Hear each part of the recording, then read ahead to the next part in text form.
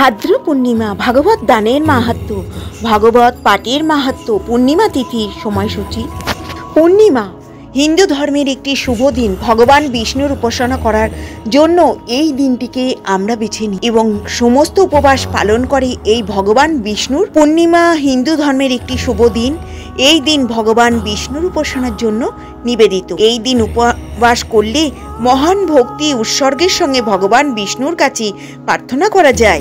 এই পূর্ণিমা তিথি আমরা ভগবানকে উৎসর্গ করি। এই পূর্ণিমার দিনকে ভগবানকে আমরা উৎসর্গ করে পুজো দিই। পূর্ণিমা চাঁদের নিজস্ব ধর্মীয়, আধ্যাত্মিক এবং তাৎপর্য রয়েছে। বিশেষভাবে বিবেচিত পবিত্র এবং ঐশ্বর্যিক চাঁদের রশ্মি বিশ্বাস করা যায় পূর্ণিমার দিনে উপবাস মানুষের মানসিক চাপ, উদ্বেগ, হতাশা থেকে মানুষ মুক্তি পেতে সাহায্য করে মানুষকে। এবার বলে দিই পূর্ণিমা তিথি কখন লাগবে, কখন ছাড়বে।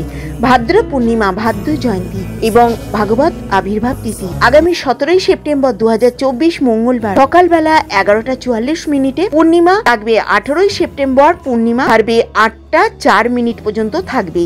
তবে উদয় তিথি অনুসারে পূর্ণিমা পালন হবে 18 সেপ্টেম্বর বুধবার। বাচ্চারা এবং চন্দ্রদেবের পুজো করতে চান তারা 17 তারিখেই রাতেই করতে হবে।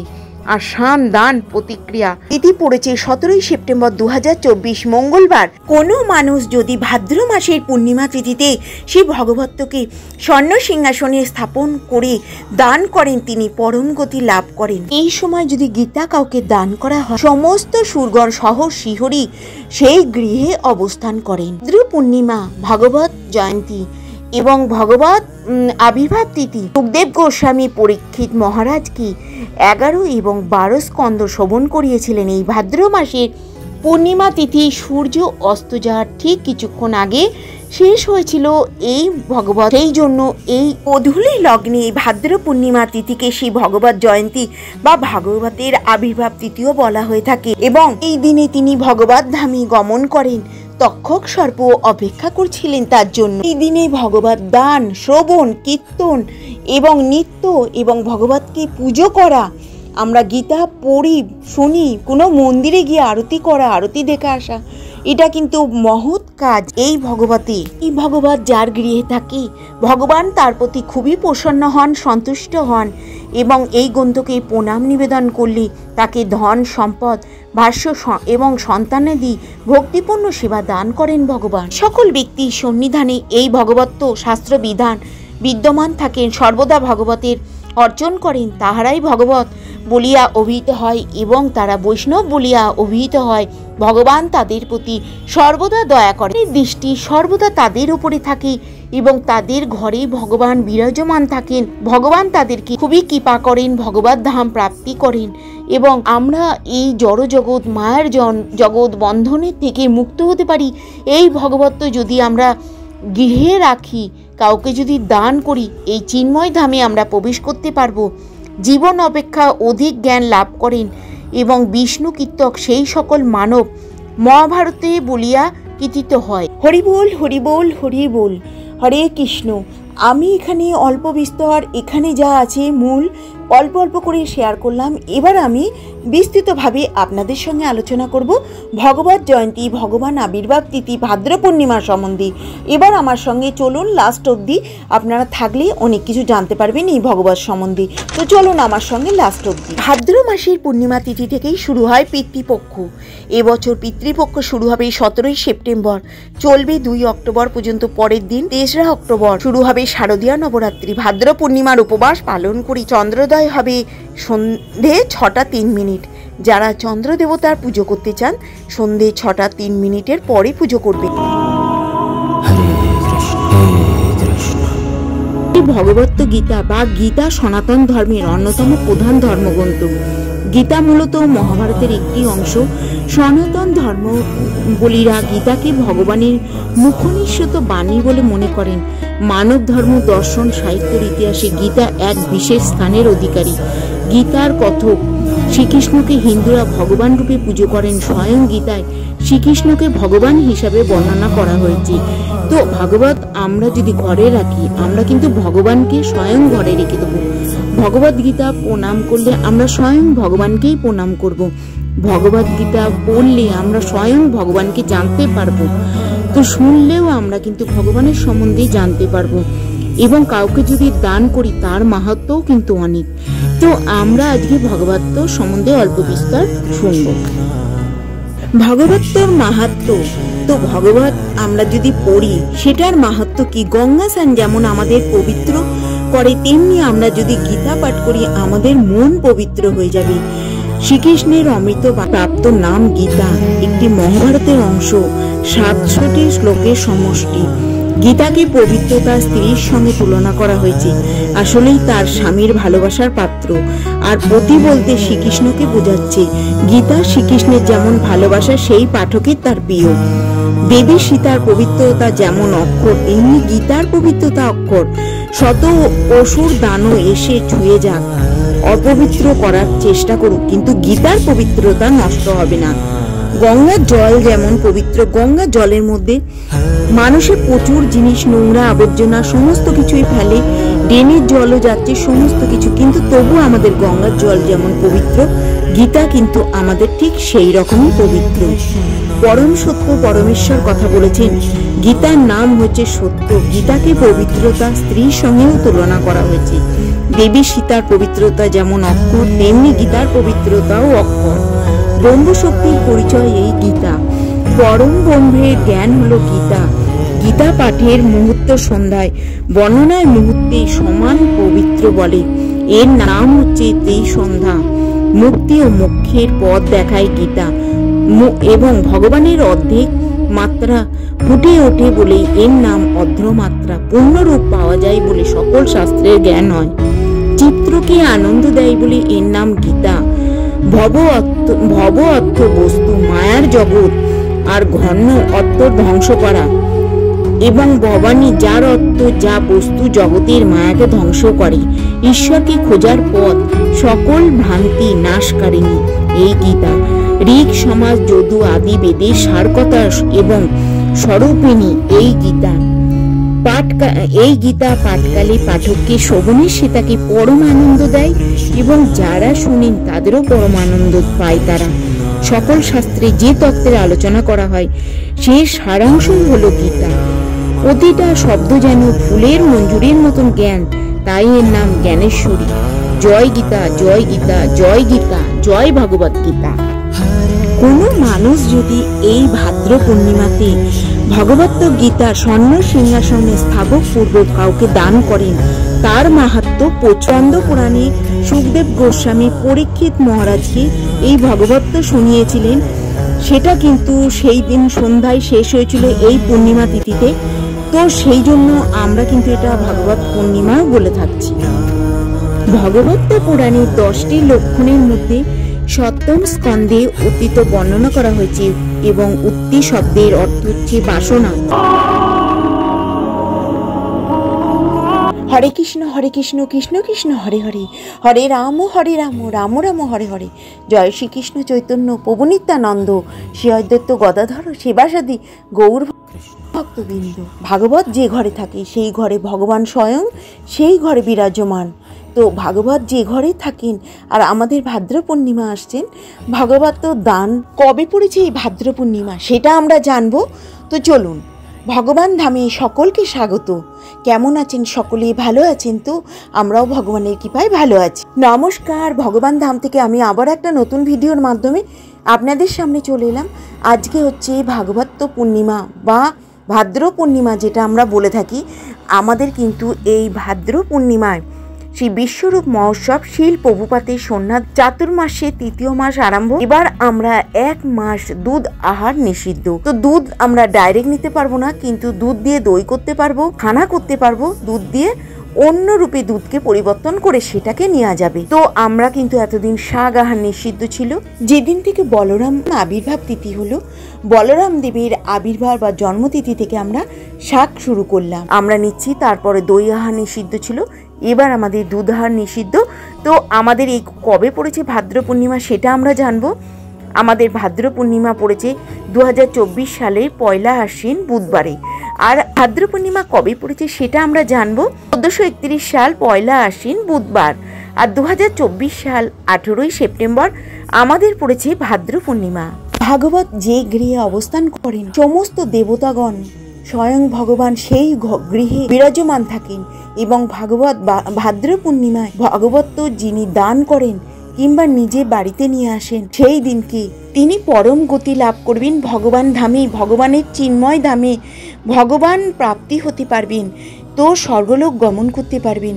তো যে ব্যক্তি ভাদ্র পূর্ণিমায় ভাগবত বাড়িতে নিয়ে আসেন সেই ব্যক্তি ভগবানের পরম কৃপা লাভবান হন, ভগবান স্বয়ং তার ঘরে বিরাজমান থাকেন। তো ভাদ্র পূর্ণিমা আসছে সামনে, তো আমার কিন্তু এই ভিডিওটা ওই জন্যই বানানো, যাদের ঘরে ভাগবত নেই তারা কিন্তু এই ভাগবত ইস্কন মন্দির থেকে গিয়ে, আপনারা যে কোনো মন্দির থেকে গিয়ে আপনারা নিয়ে আসতে পারেন সোনার সিংহাসনে বসিয়ে।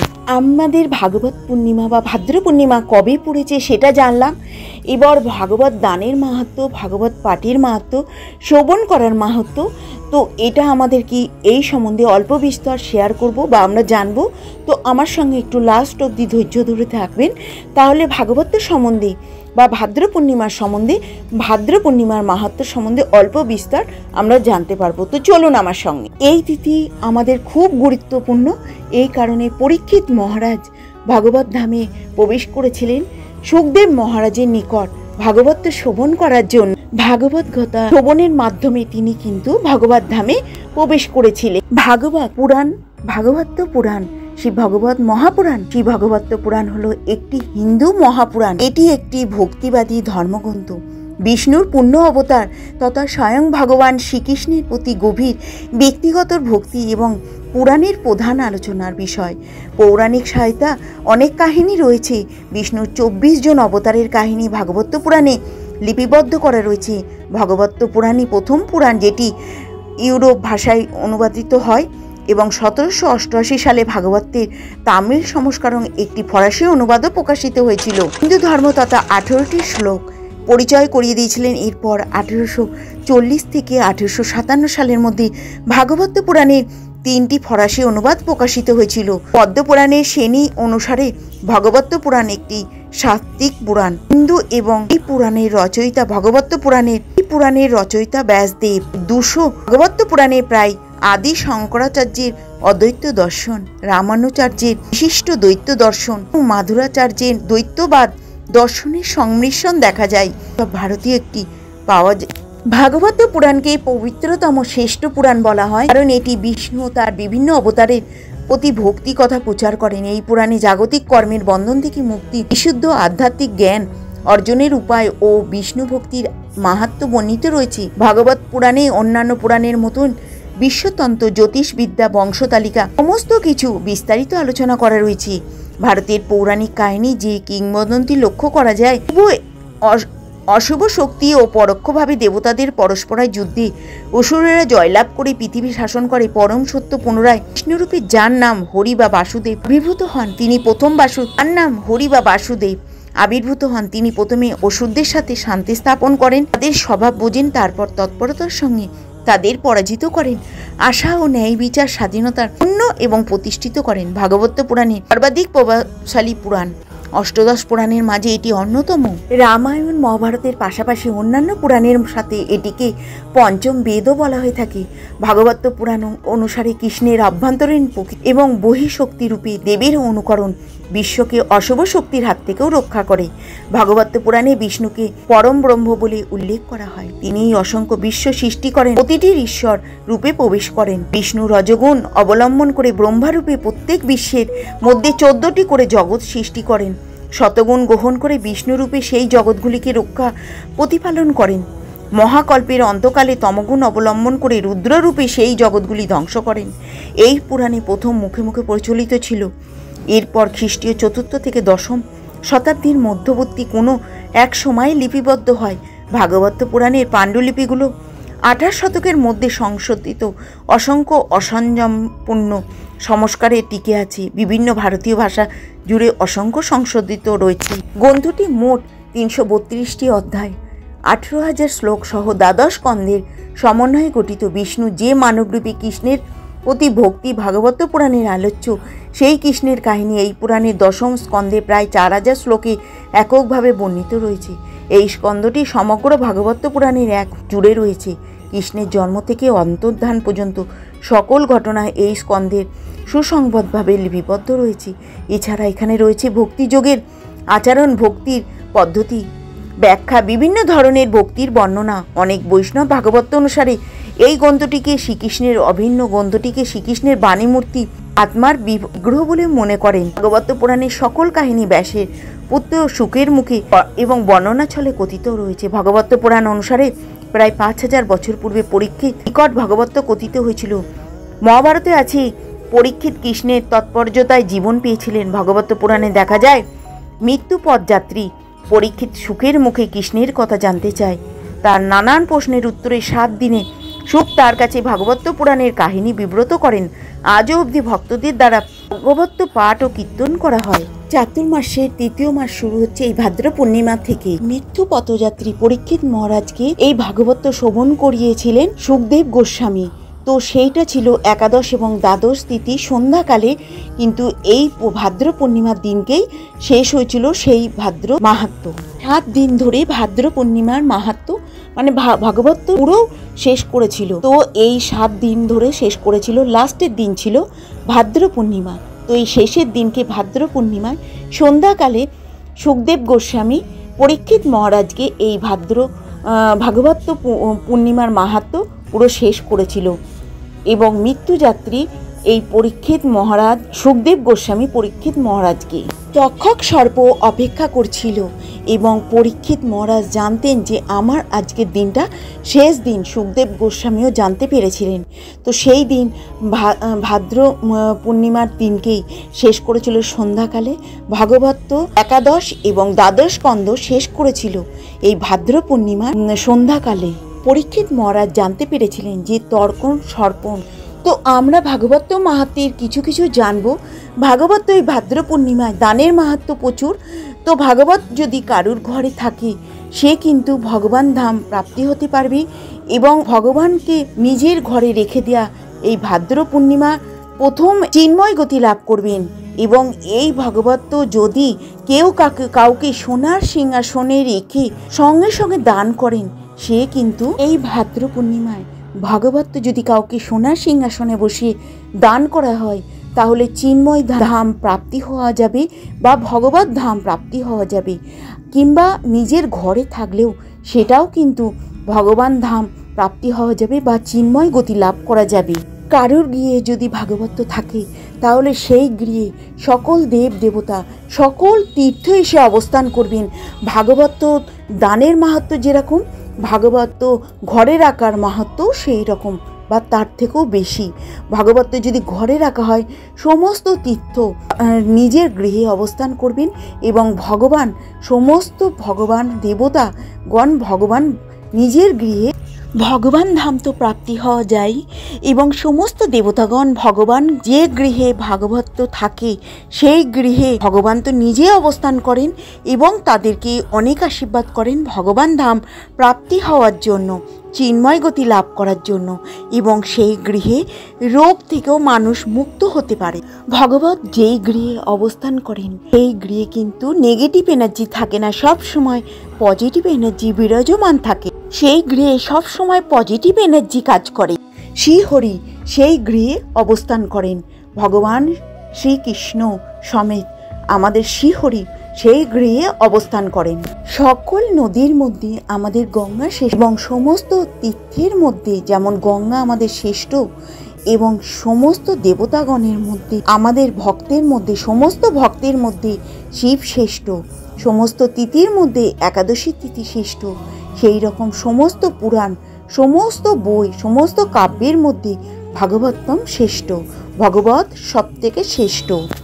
সমস্ত গ্রন্থের মধ্যে সর্বশ্রেষ্ঠ ভাগবত। ভগবান শ্রীকৃষ্ণ প্রথম আমাদের এই জ্ঞান দান করেছিলেন আমাদের ব্রহ্মাকে। ব্রহ্মা যখন নারায়ণের নাভিপৃষ্ঠ থেকে আবির্ভূত হয়েছিলেন তখন স্বয়ং ভগবান শ্রীকৃষ্ণ কিন্তু ব্রহ্মাকে এই জ্ঞান দান করেছিলেন। তারপরে ব্রহ্মা সেই জ্ঞান দান করেছিলেন নারদ মুনিকে, আর নারদ মুনি সেই জ্ঞান দান করেছিলেন তার প্রধান শিষ্য ব্যাসদেবকে। ব্যাসদেব এই জ্ঞান দান করেছিলেন সুখদেব মহারাজকে। সুখদেব মহারাজ এই জ্ঞান দান করেছিলেন পরীক্ষিত মহারাজকে। ভগবান শ্রীকৃষ্ণ বলেছেন, যার গৃহে এই ভাগবত অবস্থান করেন, যার গৃহে থাকেন, তার পূর্বপুরুষেরা সমস্ত কিছু উপভোগ করতে পারবে। মধু, ঘি, জল, সে সমস্ত কিছু তারা উপভোগ করতে পারবে।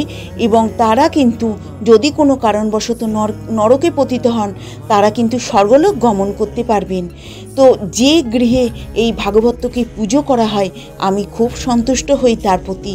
ভগবান শ্রীকৃষ্ণ বলেছেন, যে গৃহে ভাগবতকে সামনে রেখে ভাগবত নৃত্য করা হয়, আমি তার প্রতি শ্রদ্ধা, আমি তার প্রতি সদাই প্রসন্ন হই এবং আমার কৃপাদৃষ্টি তার ওপর সর্বদা থাকে এবং তাকে আমি সর্বপাপ থেকে মুক্ত করি, সর্বদা তাকে আমি রক্ষা করি।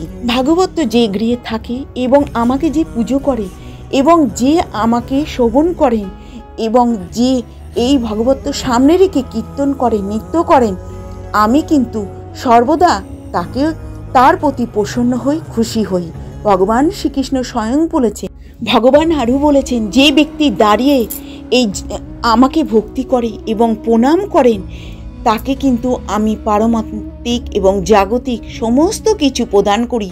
সে সমস্ত কিছু অধিকারী হন এবং সমস্ত কিছু লাভ করে সে স্বর্গগতি লাভ করতে পারেন। আমি তার প্রতি খুব প্রসন্ন হই।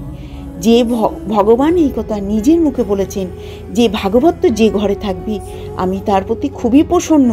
কিন্তু যে নৃত্য করবে আমার সামনে দাঁড়িয়ে এবং মহামন্ত্র দিয়ে নৃত্য করবে এবং যে প্রণাম করবে দাঁড়িয়ে, আমি তাকে জাগতিক এবং পারমাত্মিক সুখ ভোগের চেষ্টা আমি তাকে সহায়তা করি। পারমাত্মিক এবং জাগতিক সুখ ভোগের সমস্ত কিছু তাকে আমি সাহায্য করি এবং সে পারমাত্মিক এবং জাগতিক সুখ ভোগ করতে পারে।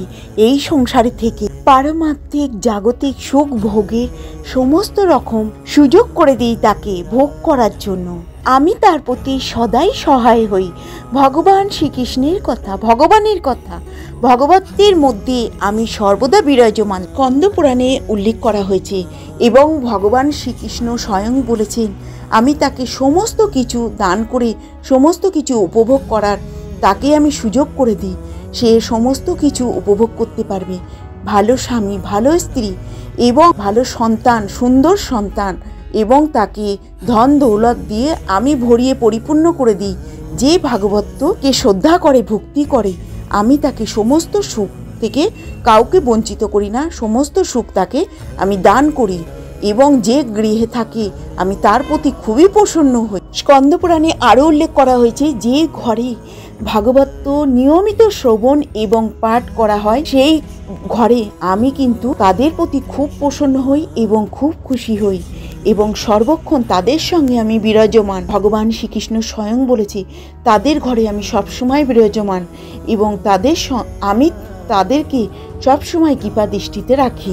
ভাগবত ভক্তি করে তাদেরকে, ভগবত ভক্তি করেন তাদেরকে আমরা বিষ্ণু, যে ঘরে ভগবত থাকে এবং যারা ভগবানকে সর্বদাই ভগবত কীর্তন করেন এবং শ্রবণ করেন, অধ্যয়ন করেন, তাদেরকে আমি সর্বদা বৈষ্ণব বলে সম্মিলিত করি এবং ভগবানের ভক্ত বলে তাদেরকে, সকলকে ভগবানের ভক্ত বলে তাদেরকে চিহ্নিত করা হয়। যে সকল মানুষ ভগবত ভক্তি শ্রদ্ধা করেন এবং স্বয়ং পাঠ করেন, প্রতিদিন পাঠ করেন ভাগবত, তাকে কিন্তু বৈষ্ণব ভক্ত বলে অভিহিত করা হয়। যে ব্যক্তি প্রতিদিন ভাগবত কীর্তন করেন বা শ্রবণ করেন বা মুখ দিয়ে উচ্চারণ করেন ভাগবত, সেই ব্যক্তির ঘরে কোনো রোগ বলে কিছু থাকে না। ভগবান তাকে রোগবিহীন করেন এবং যেমন আমরা বলি ভগবানের প্রসাদ যদি গ্রহণ করা যায় প্রতিদিন, তাহলে রোগমুক্ত হওয়া যায়। সেই রকম ভাগবত যে ব্যক্তি শ্রবণ করেন বা মুখ দিয়ে উচ্চারণ করেন বা শোনেন বা কীর্তন করেন, সেই ঘরে কিন্তু রোগমুক্ত হয়। ভগবান তাদের কোনো রোগ রাখে না সেই ঘরে।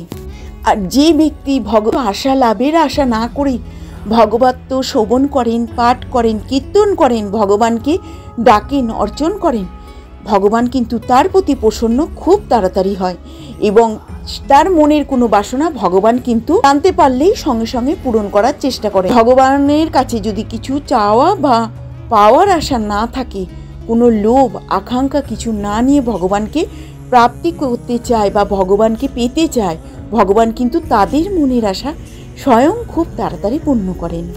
ভগবান নিজেই বলেছেন, কলিযুগে যেখানে পবিত্র শ্রী ভগবত্ত পাঠ হয় সেখানেই সকল দেবদেবী সমিতভাবে আমি বাস করি। প্রিয়বর্ষ যারা সশচারে শ্রী ভগবত্ত পুজো করেন, ভক্তি সহকারে ভগবত্ত শ্রবণ করেন, তাদের দ্বারা আমি নিয়ন্ত্রিত। আমার সন্তুষ্টি বা আমার খুশির জন্য যারা এই উৎসব অংশগ্রহণ করেন, ভক্তি সহকারে সেই ভগবত্ত শ্রবণ করেন, যারা বস্ত্র অলঙ্কার পুষ্প প্রদীপ ধূপধুনো ইত্যাদি সুগন্ধি দ্রব্য দিয়েও শ্রী ভগবতের পুজো করেন, তারা সতী নারী তার পতিকে নিয়ন্ত্রণ করার মতন আমাকে নিয়ন্ত্রণ করেন। প্রতিদিন যারা ভাগবত পাঠ করেন এবং শ্রবণ করেন তারা কিন্তু গোদানের ফল লাভ করেন। যে ব্যক্তি শ্রদ্ধা সহকারে পাঠ এবং শ্রবণ করেন অষ্টাদশ পুরাণ পাঠের সমান অধিকারী হন। ভাগবত পাঠ করা যতটা সুন্দর পুণ্য লাভ হয় এবং শোনা তার থেকেও বেশি পুণ্য হন, এবং পুজো করলে তার থেকেও বেশি পুণ্যফল লাভ করা যায়। ভাগবত কীর্তন করলে তার সামনে ফুল দিয়ে প্রতিদিন যদি পুজো করা যায়, ভগবান কিন্তু তার প্রতি খুবই প্রসন্ন হন। যে ব্যক্তি এই ভববন্ধন, মায়ের বন্ধন, জড়বন্ধন থেকে মুক্ত হতে চান, তাদেরকে প্রত্যেক দিন ভগবত পাঠ এবং শ্রবণ করতে হবে, কীর্তন করতে হবে, ভগবতকে পুজো করতে হবে। এই মায়ার বন্ধন, জড়বন্ধন, আমাদের এই বন্ধন থেকে মুক্ত হয়ে চিন্ময় বন্ধন, ভগবানের ধামে যদি পৌঁছতে হয়, আমাদের এই মায়ের বন্ধন, জড়বন্ধন থেকে আমাদের মুক্ত হতে গেলে আমাদের ভগবত পাঠ এবং শ্রবণ করতে হবে। তো আমাদের ভগবানকে পুজো যেরাম করব সেরাম ভগবতকে আমরা পাঠ এবং শ্রবণ করব এবং পুজো করব। মাটির ঘের প্রদীপ দেখাবো, সুন্দর করে আরতি করব।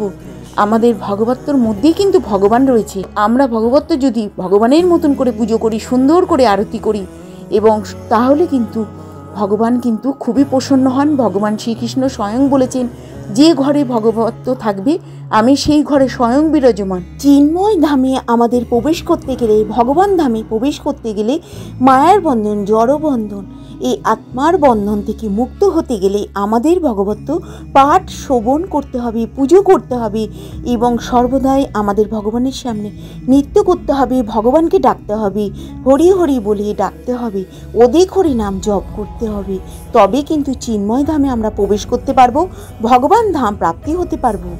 তো আপনারা চেষ্টা করবেন এই ভাদ্র পূর্ণিমায় আপনারা বাড়িতে ভাগবত নিয়ে আসুন এবং নিজেরা সোনার সিংহাসনে করে কোনো মন্দিরে গিয়ে, এটা মায়াপুর ইস্কন মন্দিরে সোনার সিংহাসনে, আরও অনেক মন্দির আছে যেখান থেকে আপনারা সংগ্রহ করতে পারেন।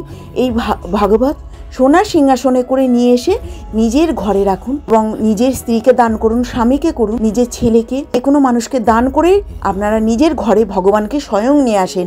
এই ভাদ্র মাসের পূর্ণিমা তিথিতে আপনারা ভগবত নিজের ঘরে নিয়ে আসেন।